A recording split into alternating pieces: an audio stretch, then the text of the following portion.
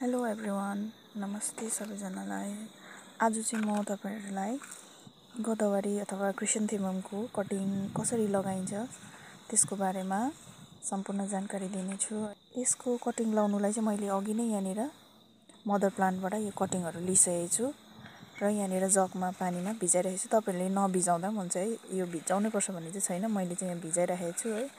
यसरी कटिङहरु लिएको छु। अब यसलाई कटिङ लिँदाखेरि चाहिँ तपाईहरुले यो सबभन्दा माथिको यो टुप्पा छ, यो टुप्पाको भागहरु लिन सक्नुहुन्छ। यो चाहिँ एकदमै राम्रो हुन्छ है। यहाँ मुनिको पनि लिन सक्नुहुन्छ, यहाँदेखि मुनिको पनि लिँदा हुन्छ है कटिङ। त्यो पनि सर्ट छ कटिङ, तर यो टुप्पीको भागको चाहिँ एकदमै राम्रो हुन्छ। म चाहिँ यसलाई चाहिँ काट्दै छु है। यसलाई तपाईहरुले 3 इन्ची 4 इन्चीहरुको हिसाबले राख्नुहोस् है कटिङ। यसरी काटिदिनुहोस्। अनि काटिसकेपछि चाहिँ यो तलको पत्ताहरु सबै हटाइदिनुहोस्। यसरी तल भएको पत्ताहरुलाई चाहिँ सबै निकाल्दिनुहोस्।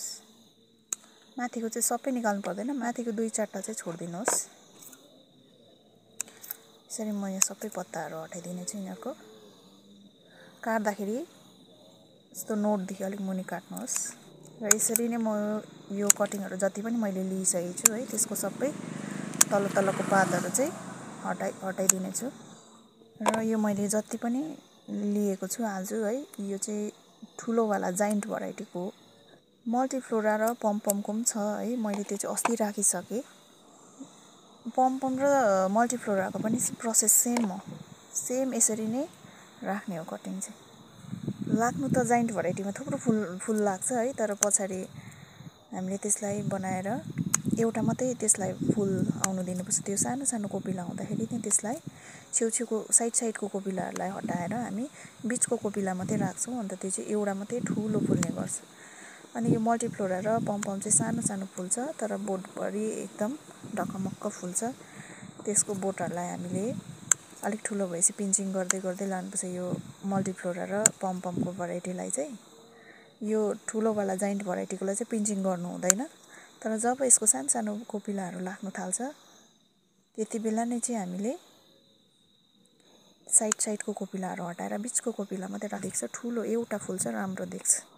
सो अब चाहिँ मैले यहाँनिर पटिङ मिक्सको लागि बलुवा र माटो मिक्स गरेर रेडी गरिराखेको छु है। अरिको त जेसमा पनि सर्छ है कटिङ। माटोमा मात्रै पनि सार्न सक्नुहुन्छ। अरु फुलहरु भएको गमलाको साइडमा तपाईको स्पेस छ भने त्यहाँ पनि यसको स्पेसमा पनि लगाउन सक्नुहुन्छ, यदि तपाईहरुसँग कम्ती कटिङ छ भने है। र तपाईहरुले पनि गोदावरीको कटिङ अहिलेसम्म लगाउनु भएको छैन भने लगाउनुहोस् है। अझै पनि टाइम छ। यो जुन लास्ट विकसम्म, जुनसम्म लाउँदा पनि हुन्छ। अहिले मे मन्थ चल्दैछ। तपाईहरुले जुनसम्म पनि लाउँदा हुन्छ। तर मैले चाहिँ अहिले नै किन लाको भन्दाखेरि चाहिँ पछाडी चाहिँ पानी पर्न थालेपछि चाहिँ अलिकति प्लान्टहरु अनहेल्दी हुन्छ। लाई लाग्छ विशेष त यो उयसलाई, गोदावरीलाई हो। त्यो लाई लागेको हटाउँदा, स्प्रे गर्दा, दबाई गर्दा, त्यो हेल्दी हुँदा अलिक टाइम लाग्छ भनेर चाहिँ मैले अहिले नै लिएको छु। तपाईहरुले अहिलेसम्म लाउनु भएको छैन भने चाहिँ लगाइहाल्नुहोस्, टाइम छ। माटो पनि भरिसके र यहाँ कटिङहरु पनि यसरी लिइसके, रेडी छ है रोप्नलाई। कसरी रोप्नुपर्छ भन्दाखेरि चाहिँ एउटा सिन्का लिनुहोस् है। यसरी अलिक फरकमा यसलाई सेट गर्नुहोस्। तपाईहरुले यो माटो मिश्रणमा फन्जिसाइडको पनि युज गर्न सक्नुहुन्छ। अब रेनी सिजनमा चाहिँ के हुन्छ, प्लान्टहरुलाई फंगस बेसी लाग्छ है। कटिङहरुलाई यो छेदमा गाड्नुपर्छ है। गोदावरीको कटिङ चाहिँ अहिले सिजनमा चाहिँ एकदमै राम्रो सरिहाल्छ है। रुटिङ हर्मोन बेगर पनि सर्छ। रुटिङ हर्मोन छैन भने तपाईहरुसँग एलोभेरा पनि युज गर्न सक्नुहुन्छ, दालचिनी पाउडर पनि युज गर्न सक्नुहुन्छ। तर मैले चाहिँ अहिले यहाँनिर केही रुटिङ हर्मोन पनि लगाएको छैन है। यसरी रोप्दाखेरि चाहिँ तपाईहरुले एउटा 2टा नोडहरु यहाँ माटो मुनि गाडेर यसरी माटोले यसरी अन्त कटिङहरु लाउँदा अलिकति फरक लाउनुहोस्। मैले चाहिँ यहाँनिर अलिक ठुलो पलिब्याग लिएको थिएँ। 8-10 वटा जति आँटेको छ। तपाईहरुसँग यो भन्दा सानो मात्रै छ भने, सानो वाला पलिब्याग छ भने चाहिँ त्यसमा 2टा एउटा 2टा गरेर रोप्दाखेरि हुन्छ। र यसरी कटिङहरू लगाइसकेपछि चाहिँ यसमा पानी लिनुहोस्। पानी हाल्दा हल्का यसरी पानी छर्केर हालिदिनु होला। यसरी हातले छर्केर हालिदिनु भयो भने चाहिँ त्यसमा यो कटिङहरू हल्लिँदैन है। र यसरी मैले पटमा यो है कटिङहरू लगाइ पनि सकेको छु।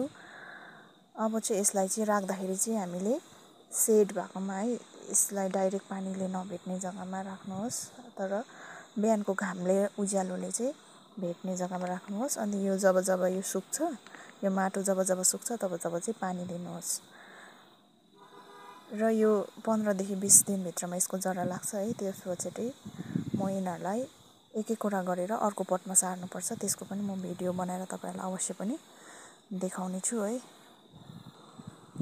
र गदावरीको कटिङ चाहिँ एकदमै इजिली लाग्छ है। गदावरीको कटिङ चाहिँ एकदमै छिटो पनि लाग्छ। 100% मा 100% नै सर्ने चान्सेस हुन्छ। अहिले चाहिँ मे जुनमा चाहिँ एकदमै सर्छ। र यहाँनिर मसँग रोपिसकेर 1-2 अझै कटिङ्स उब्रियो है। म यसलाई फ्याँक्दिनँ। यसलाई पनि मेरो यहाँनिर गमलाको छेउछाउमा अलिकति स्पेस छ है। यो स्पेस भएकोमा म यसलाई लगाइदिने छु।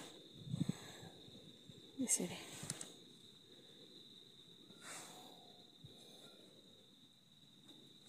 यसरी पनि तपाईँहरूले कम्ती छ भने तपाईँहरूसँग कटिङ्स कम्ती छ भने चाहिँ यसरी पनि लगाएर सार्न सक्नु। म चाहिँ यसरी ट्राई गरिबस्छु है। अरू फुलहरूको गमलामा स्पेस छ भने म के फुलहरूको कटिङहरू ट्राई गरिबस्छु। मैले यहाँनिर जस्तो यहाँ हेर्नुहोस् न, यहाँनिर भिन्काको कटिङ लगाएको थिएँ हो। यो भिन्का कटिङ लगाएको थिएँ। यहाँनिर यो डान्सिङ डलको बोट हो। यसमा साइडमा मैले डान्सिङ डल सरिरहेछ कटिङ। यसलाई पछाडि सार्दा भयो नि त अर्को गमलामा। यसरी तपाईँहरूले पनि सार्न सक्नुहुन्छ है, अरू गमलाको स्पेसमा पनि। यो मल्टिफ्लोराको अस्ति लगाएको मल्टिफ्लोराको गोदावरी नै हो। यो सानो फुल्ने मल्टिफ्लोरा भेराइटीको गोदावरी। यहाँनिर भिन्काको कटिङ, भिन्का सदाबहार पनि भन्छ। यसरी तपाईँहरूले पनि लगाउनुहोस् है। र यसरी लगाउनु भएको कटिङ चाहिँ 100% सर्ने गर्छ। आई होप यो भिडियोबाट तपाईँहरूले यो गोदावरीको कटिङ रिलेटेड सबै कुराहरू सिक्नुभयो होला, जान्नुभयो। मेरो भिडियो तपाईँहरूलाई इन्फर्मेटिभ लाग्यो भने, मन पर्यो भने यसलाई सेयर गरिदिनुहोस्। अनि जति पनि हाम्रो फुल प्रेमी साथीहरू हुनुहुन्छ है, उहाँहरूसम्म पुर्याइदिनुहोस् है। त्यसले चाहिँ मलाई अझै आउँदो दिनहरूमा राम्रो भिडियो बनाएर म तपाईँहरू समक्ष ल्याउनुमा मलाई मोटिभेट हुन्छ है। सो आजलाई चाहिँ यति नै। आई होप तपाईँहरूले सबै जानकारी पाउनुभयो होला। र म आउने दिनहरूमा पनि यस्तै इन्फर्मेटिभ भिडियोहरू लिएर आउनेछु। तबसम्म किप स्माइलिङ, किप गार्डनिङ।